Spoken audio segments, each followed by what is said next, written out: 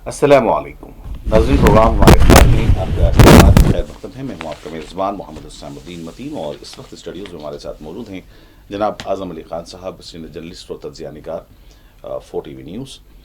नाज़रीन, जैसा कि आप जानते हैं, प्रोग्राम हमारे अखबार में हम गुफ्तगू करते हैं आज के अखबारात की अहम ख़बरों पर और उस पर तज्ज़िया भी पेश किया जाता है। तो आपको हम बता दें कि आज 4 अक्टूबर 2025 और 11 रबीउल सानी 1447 हिजरी और बरोज़े हफ्ता है।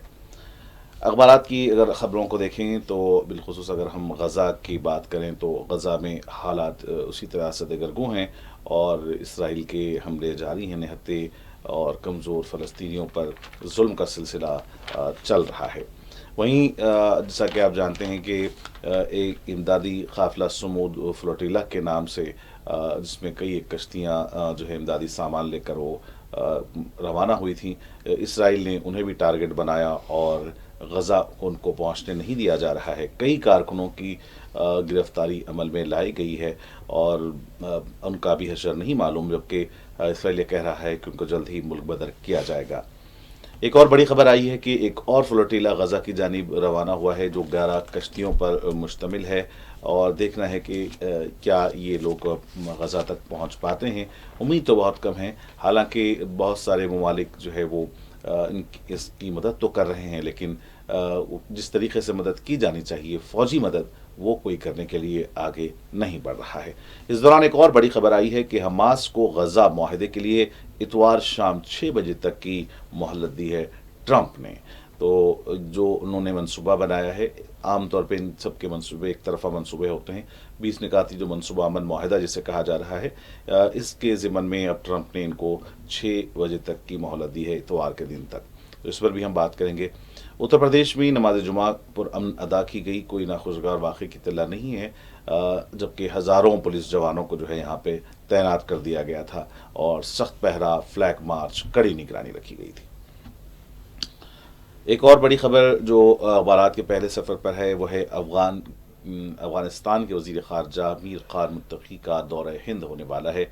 तो ज़ाहिर सी बात है कि अगर कोई जो है किसी वज़ीर का या किसी मुल्क के सरबराह का किसी दूसरे मुल्क को का दौरा होता है तो उसका यही मतलब होता है कि उससे उनके दोस्ताना ताल्लुक़ात बढ़ रहे हैं। तो ये दौरा हिंद को भी एक अच्छे ताल्लुक़ात की सिमत देखा जा रहा है। 9 से 16 अक्टूबर के दरमियान ये उनका यहाँ हिंदुस्तान का दौरा होगा।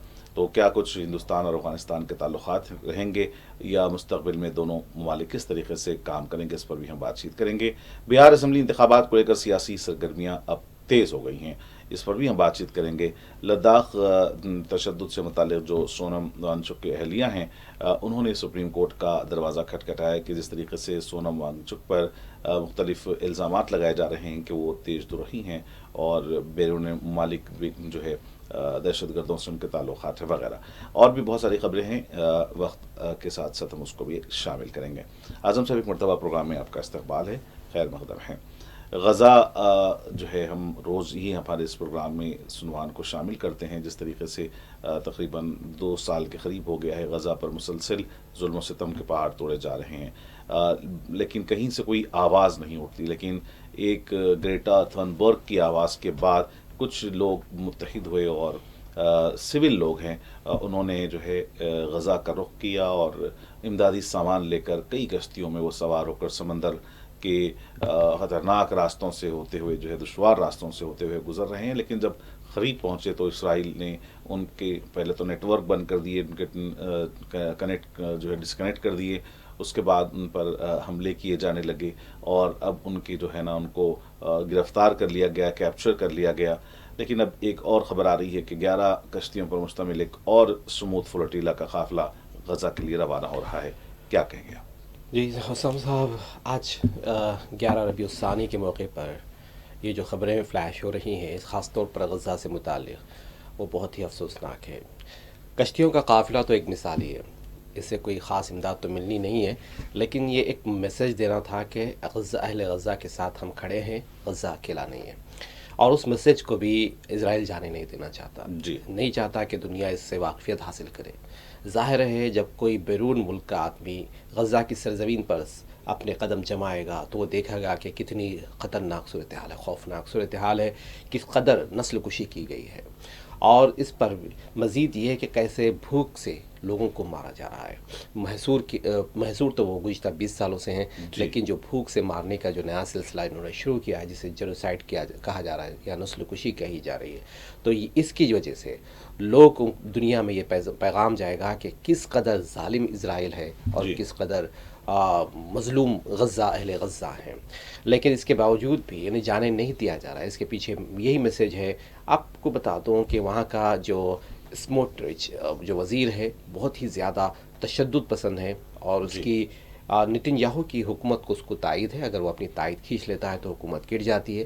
اس کا کہنا ہے کہ اہل غزہ کی طرف بڑھنے والے اس قافلے فلوٹیلا میں شامل افراد کو چھوڑا نہ جائے، جیسا کہ اس سے پہلے چھوڑا گیا تھا. اس سے پہلے کہ کارکنان کو چھوڑ دیا گیا تھا.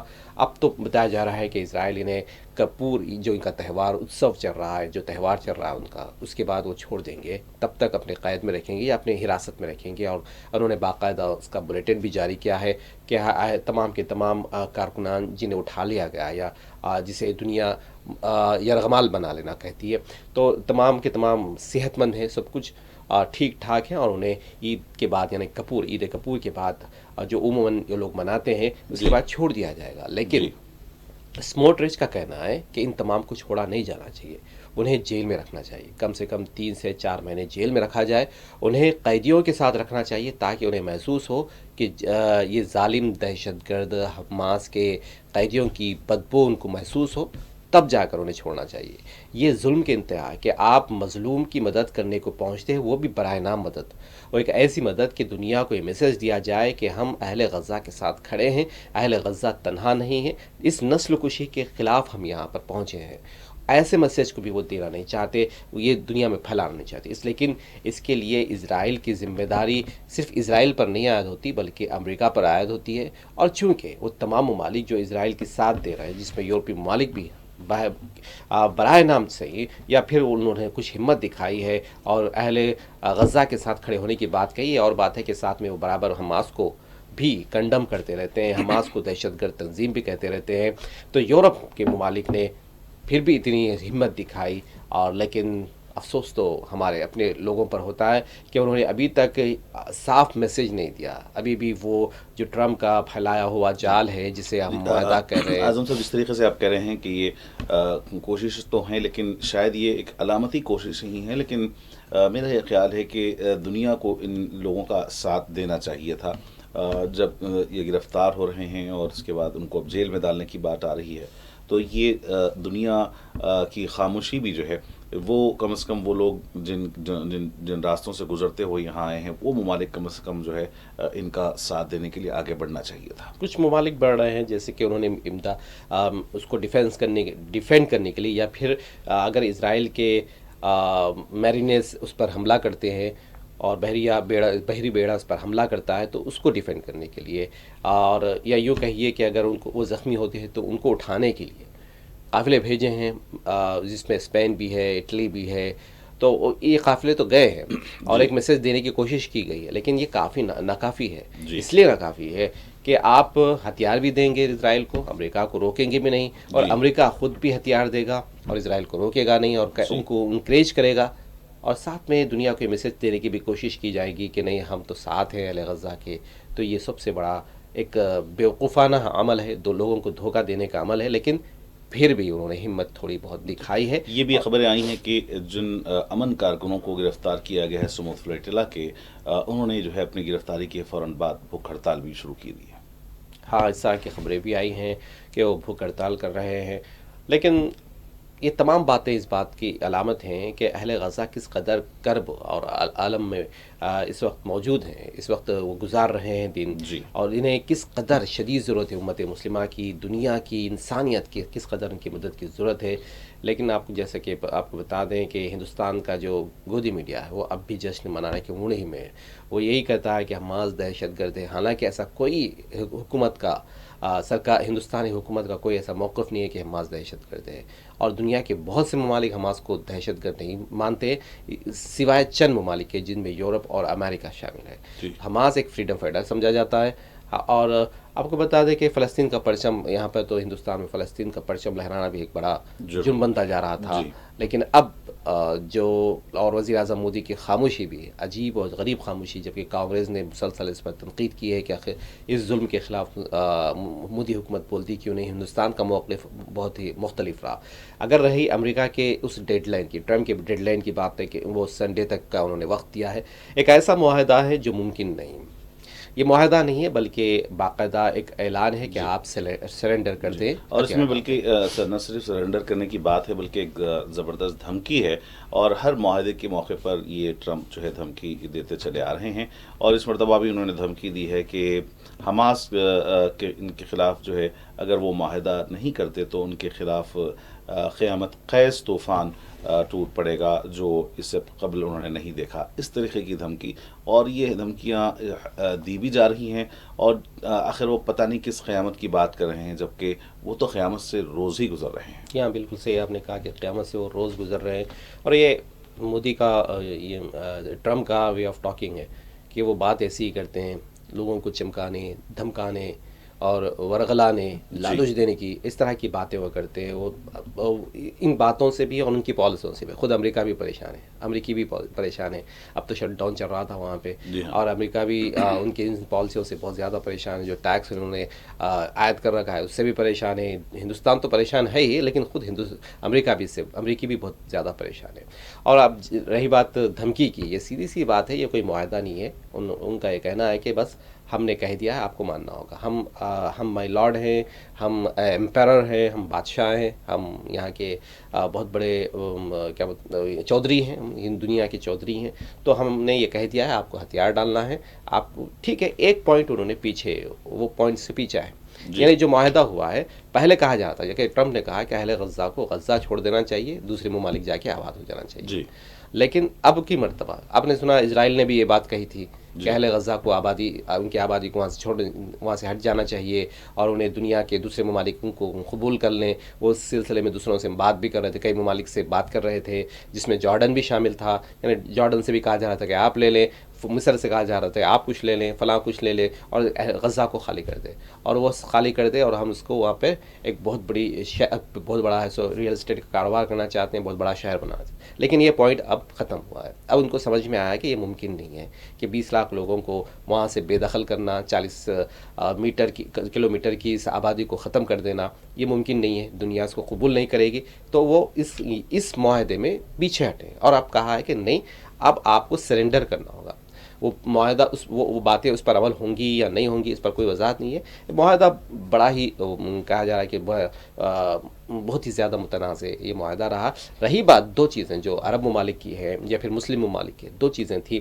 مسلم ممالک اب آواز اٹھا رہے ہیں اور کہہ رہے ہیں کہ ہم کو وہ معاہدہ نہیں دیا گیا جو ہم سے کیا گیا، یعنی کہ جب معاہدہ کیا تھا، جو پیپر ان کے سامنے 21 نکاتی پیپر پیش کیے گئے تھے، وہ تمام 21 نکاتی پر انہوں نے اگری کیا تھا، جس میں حماس کے سرنڈر یعنی کہ ان کے ہتھیار ڈالنے کی بات شامل نہیں تھی، اور اسرائیل کے غزہ میں اسرائیلی افواج کے غزہ میں برقرار رہنے کی بات شامل نہیں تھی۔ ایسے کچھ باتیں تھیں جو معاہدے میں شامل نہیں تھی، لیکن بعد میں یہ ہوا، نتن یاہو گئے، انہوں نے وہاں پر جا کے اس کی تبدیلی کی، اور وہی معاہدہ یہ اعلان کیا گیا کہ یہ وہی معاہدہ ہے جو عرب ممالک سے کیا۔ تو اسی طرح اہل عرب کا کہنا ہے کہ ہم کو دھوکہ دیا گیا، لیکن کچھ لوگوں کا یہ کہنا ہے، کچھ لوگوں کا یہ کہہ رہا ہوں کہ ایک نقطہ نظر یہ بھی ہے کہ کچھ لوگوں کا یہ کہنا ہے کہ اہل عرب اس پر بھی راضی ہو گئے تھے، لیکن کیونکہ ان کے ممالک میں جیسا کہ پاکستان میں، عرب ملکوں میں پریشر اٹھا کہ یہ کس طرح کا معاہدہ آپ کرنے آ رہے ہو، آپ تو سودا کر کے آئے ہو، تو جب یہ پریشر اٹھا تو انہوں نے کہا نہیں ہم نے نہیں کیا، یہ تو ہم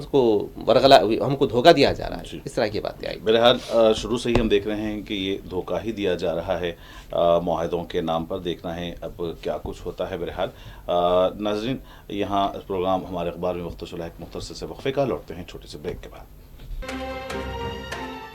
ناظرین، پروگرام ہمارے اخبار میں وقفے کے بعد دوبارہ آپ کا خیر مقدم ہے، اور اس وقت اسٹوڈیوز میں ہمارے ساتھ موجود ہیں جناب اعظم علی خان صاحب، سینئر جرنلسٹ و تجزیہ نگار 4 TV۔ اعظم صاحب، ایک اور بڑی خبر جو ہمارے ملک سے متعلق ہے وہ ہے اتر پردیش میں نماز جمعہ کے موقع پر کل جو ہے پولیس کا کافی وسیع تر بندوبست رکھا گیا اور نماز جمعہ وہاں پر امن ادا ہوئی، کوئی ناخوشگوار واقعے کی اطلاع نہیں ہے.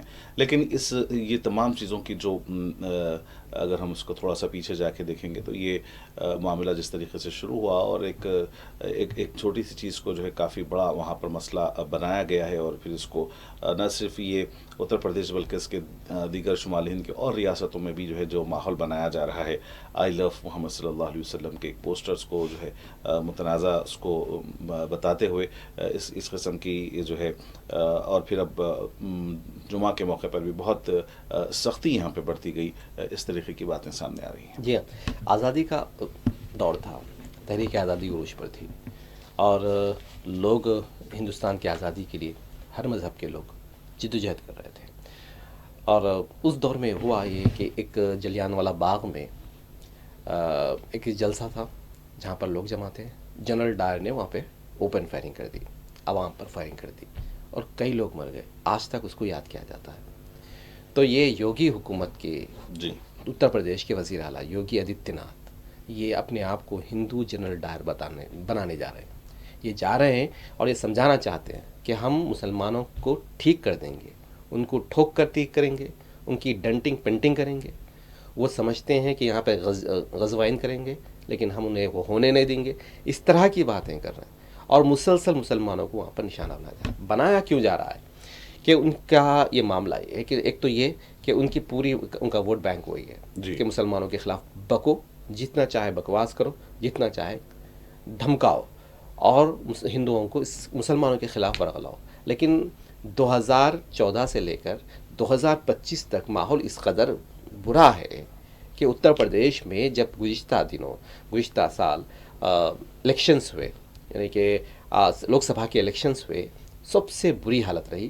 تمام کوششوں کے باوجود، تمام چھیڑ چھاڑ کے باوجود، جیسا کہ الزامات اپوزیشن نے بار بار لگایا کہ ووٹ چوری کا معاملہ ہو، وارانسی کا معاملہ ہو، وہ حالت ہے.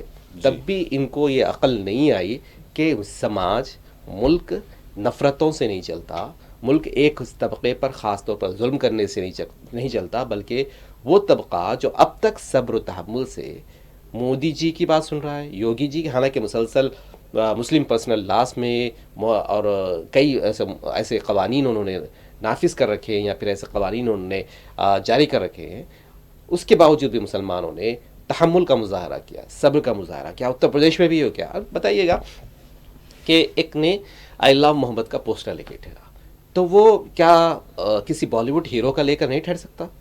کیا وہ کسی لیڈر کا لے کر نہیں ٹھہر سکتا تھا؟ بالکل ٹھہر سکتا ہے. یہ ہندوستان میں آزادی ہے. تو اس پر یہ کہنا کہ وہ اس طرح نہیں کر سکتا کہ وہ اپنے نبی سے محبت کا اظہار نہیں کر سکتا، تو یہ کہنا. اور جب کچھ لوگوں کو گرفتار کیا اور ان کو چھڑانے کے لیے لوگوں نے احتجاج تو حق ہے ہر کسی کا. ہندوستان میں بی جے پی حکومت میں ہی اس لیے آئی کیونکہ اس نے بار بار یو پی اے کے خلاف احتجاج کیا تھا، سلنڈر لے کر احتجاج کیا تھا، رشوت کا معاملہ لے کر احتجاج کیا تھا. احتجاج کی بنیاد پر آئے، لیکن ان کو معلوم ہے کہ احتجاج ایک طاقت ہے، احتجاج ایک طاقت ہے حکومت کے خلاف اظہار ناراضگی کا. تو یہ اس سے وہ لوگ خوفزدہ ہیں، اس لیے خوفزدہ ہے کہ ان کو معلوم ہے یہ چیزیں کہ ہم نے یہ کیا ہے اور اسی لیے اقتدار میں آج وہ دوسروں کو موقع دیں گے تو ہم بے دخل ہو جائیں گے. اسی خوف میں ان لوگوں نے یہ کیا ہے. اعظم صاحب، بیچ میں آپ نے بات کی ووٹ چوری کو لے کر، تو بہار سے ووٹ چوری کے معاملے کو جو ہے کافی تقویت ملی اور یہاں سے معاملہ یہ گرمایا. بہار اسمبلی انتخابات کو لے کر اب سیاسی سرگرمیاں تیز ہو گئی ہیں. ایک اور بات یہ بھی ہے کہ chief election commissioner Ganesh Kumar کا آج دورہ بہار بھی ہے اور ہفتے کو یعنی آج ہی جو ہے ریاست کی سیاسی پارٹیوں کا بھی ایک اجلاس ہونے والا ہے. تو بہار میں سیاست اب الیکشن کو لے کر گرما رہی ہے. جی ہاں، بہار میں تو ہر پارٹیاں سرگرم ہو چکی ہیں اور جس میں تیجسوی کی بہت زیادہ مقبولیت بھی بتائی جا رہی ہے اور یہاں پہ مجلس نے بھی بہت ہی وہاں پہ کام کیا ہے اور ضرورت بھی ہے لوگوں کو مجلس کی تائید کی. اور ساتھ میں دوسری بھی پارٹیاں ہیں جو وہاں پہ کام کر رہی ہیں. لیکن مسئلہ کیا ہے بہار کا؟ کانگریس نے خاص طور پر راہل گاندھی نے جو ایشو اٹھائے ہیں کہ ووٹ چوری کے ذریعے سے، اور ہم یہ ہونے نہیں دیں گے بہار میں ووٹ چوری. ظاہر ہے گنیش کمار کی شبیہ ہی نہیں، پورے الیکشن کمیشن کی شبیہ متاثر ہوئی ہے. ایک ایسا ادارہ جو خود مختار ہے اور جس کی ذمہ داری ہے کہ ووٹ کو شفاف بنایا جائے، رائے دہی کو، ووٹنگ کو شفاف بنایا جائے، اور وہ خود اس میں ملوث ہے. یہ الزامات لگتے ہیں. یہ ہے نہیں ہیں، یہ تو فیصلہ ہم نہیں کر سکتے، آپ نہیں کر سکتے، کوئی فیصلہ نہیں کر سکتا. لیکن جب الزامات لگ رہے ہیں، یہ خود میں یہ خود اس بات کا سوال ہے کہ کیا ایسا ہے. اگر ایسا ہے تو الیکشن کمیشن نے اپنی کیا وضاحتیں دی؟ ایک تقریر کر لینا، کوئی سیاسی پارٹی نہیں ہے الیکشن کمیشن کہ وہ تقریر کر کے چل دے. اور اگر کوئی سامنے والا اعتراض کر رہا ہے اور بتا رہا ہے کہ ہمیں یہ ثبوت ملے، تو آپ کہیں کہ نہیں، آپ اس کے لیے ایفیڈیوٹ داخل کریں، تب معاملہ ہوگا. جی. اور رہی بات بہار کی، تو وہاں پر سیاست تو بہت زیادہ گرمی وہاں پہ جاری ہے، اور انتخابی ماحول کی وجہ سے وہاں پر زیادہ سیاسی پارٹیاں سرگرم بھی ہو گئی ہیں. دیکھتے ہیں کہ کیا کچھ وہاں پہ ہوتا ہے. ناظرین، وقت کم ہے، دو اور ایشوز پر ہم بات کریں گے. ایک تو یہ ہے کہ افغان وزیر خارجہ کا میر خان متقی جو ہیں، ان کا دورہ ہند ہونے والا ہے 9 سے 16 اکتوبر کے دوران. تو اس معاملے میں کیا کہیں؟ کیا آپ کو یاد ہوگا جب پارلیمنٹ میں صدر مجلس نے کہا تھا کہ میں بہت پہلے سے کہہ رہا ہوں کہ طالبان سے بات کی جائے.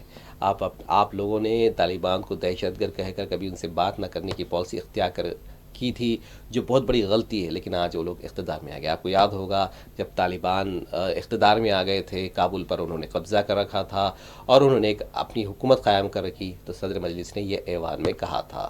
آج مودی حکومت انہی باتوں پر عمل کر رہی ہے اور طالبان امیر کو، یعنی کہ وہاں کے امیر خان متقی کو مدعو کر رہی ہے. آج مجبور ہے ہندوستان کی حکومت، اس لیے کہ اگر آپ ایک پالیسی بناتے ہیں اپنی سوچ کے مطابق، نہ کہ ملک کے مفاد کے مطابق. یہ جو دورہ ہو رہا ہے یہ ملک کے مفاد کے تحت ہے، افغانستان کے مفاد کے تحت، ہندوستان کے مفاد. دیکھیں، ہندوستان نہ جغرافیائی ایک تنہا ملک نہیں ہے. ایسا نہیں ہے کہ ہندوستان کو کسی کی ضرورت نہیں ہے یا دوسروں کو ہندوستان کی ضرورت نہیں ہے. تو یہ ایک جغرافیہ ہے. تو اس جغرافیہ میں آپ کو اپنے پڑوسیوں سے اچھے تعلقات رکھنے ہیں. اگر ان سے کچھ تنازع تو ہوتے پڑوسیوں سے، یہ آپ جن سے تعلقات رکھتے ہیں انہیں سے تو تنازع ہوتے ہیں، اور آپ کے جو پڑوسی ہیں انہیں سے آپ کی میل جول ہوتی ہے. یعنی آپ کو دونوں چیزوں کو لے کر چلنا ہے.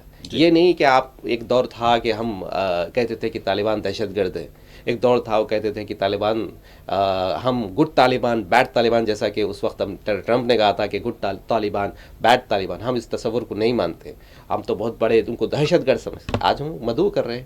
اچھی بات ہے. اچھی بات یہ ہے کہ دیر آئے درست آئے، لیکن اچھی بات ہے کہ وہ آ رہے ہیں. دونوں کے بیچ تعلقات بڑھیں گے، کاروباری تعلقات بھی بڑھیں گے. ظاہر ہے ہندوستان میں تو کاروبار بار بار اپوزیشن الزام لگا رہا ہے کہ ہندوستان کی معیشت کو درآمدی معیشت بنا کے رکھ دیا، امپورٹ معیشت اکنامی بنا کے رکھ دیا ہے، کہ اب ہم اس بات پر انحصار کر رہے ہیں کہ باہر سے کتنی چیزیں آ رہی ہیں. یعنی بہرحال یہ جو ہے دونوں ملکوں کے درمیان دیکھنا ہے کہ مستقبل میں کس طریقے سے یہ دوستی اور اتحاد مضبوط اور پائیدار ہوتا ہے. ایک اور آخری خبر، بڑی خبر وہی ہے کہ ہندوستان جو ہے ویسٹ انڈیز کے خلاف اپنے کرکٹ میں دوسرے دن کے میچ میں جو ہے ٹیسٹ میچ میں وہ اب اس کی حالت کافی مستحکم ہے. اور کل جوہریل نے اپنی پہلی سنچری، راہل اور جڈیجا کی بھی سنچریاں. تو اس طریقے سے جو ہے دوسرے دن ٹیم انڈیا نے جو ہے 448 رن بنا لیے ہیں گجرات کے احمد آباد میں، اور 5 وکٹ کھو کر. اور جو میزبان ویسٹ انڈیز ہے اس کے خلاف 286 رن کی برتری حاصل کر لی ہے. تو یہ کچھ خبریں تھیں ناظرین جو آج کے اخبارات میں شائع ہوئی، اس پر تجزیہ بھی پیش کیا گیا. اعظم علی خان صاحب، ہم آپ کے مشکور ہیں کہ آپ نے جو ہے آج کی بڑی خبروں پر اپنا تجزیہ پیش کیا ہے. ناظرین، پروگرام ہمارے اخبار میں آئندہ بھی آپ سے ملاقات ہوتی رہے گی. فی الحال اپنے میزبان محمد حسام الدین متین کو پوری ٹیم کے ساتھ اجازت. دیکھتے رہیں 4TV نیوز. خدا حافظ.